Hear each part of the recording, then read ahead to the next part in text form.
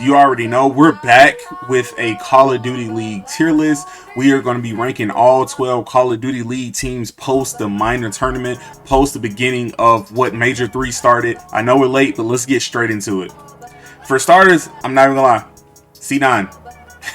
I might have to create another tier for C9, especially based off of what that minor tournament entailed. I might have to, because C9, what are we genuinely doing on the map? I kind of understood why they decided to keep this quartet based on how they play Optic in that first weekend, but yo, selling a damn near 5-0 league in the Overload as hot as they came out, some of the most insane work. All right, let's go to the next one.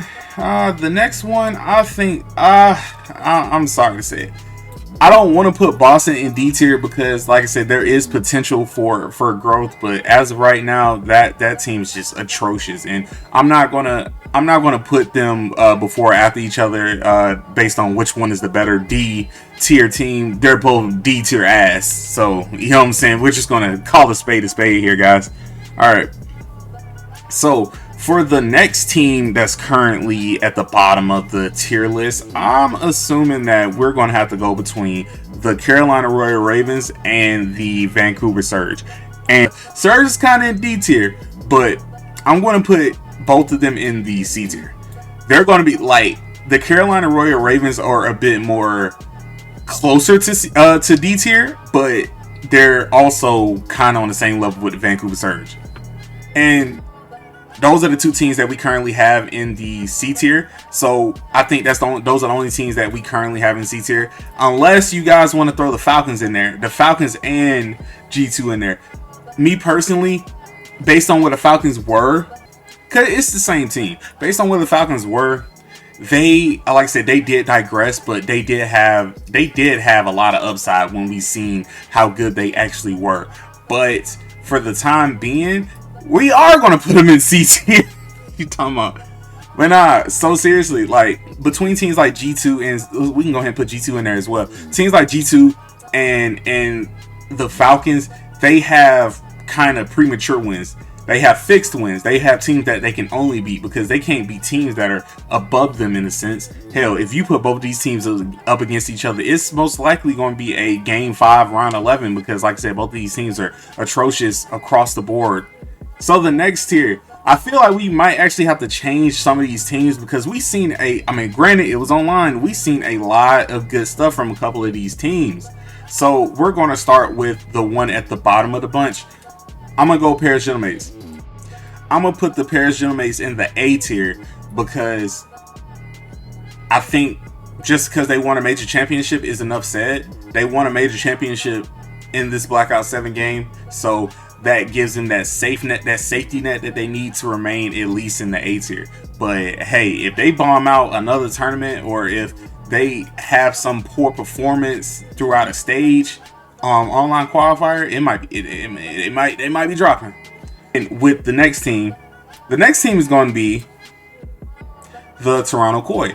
So the thing with the Toronto Koi is, yes, they got top 3 at the Major 2 tournament, but the main thing that's holding them back, honestly, and this could likely put them in B tier, but the main thing that's holding them back is the fact that they won't change Jamie inside out. They are in these games, they are competing with the top teams in the league and winning some of these games against the top teams in the league. But they're doing this basically 3v4. Jamie Insight continues to be that burden on this team, which creates a deciding factor what if they win or lose, because they can either win when he's on, they can lose when he's on. But another thing else, 9 times out of 10 they're losing and they're barely winning because he's not performing at the level we've seen at that Major 2 tournament. With the top 4 being said, we have the LA Thieves, we have Optic, we have FaZe, and we have the Miami Heretics.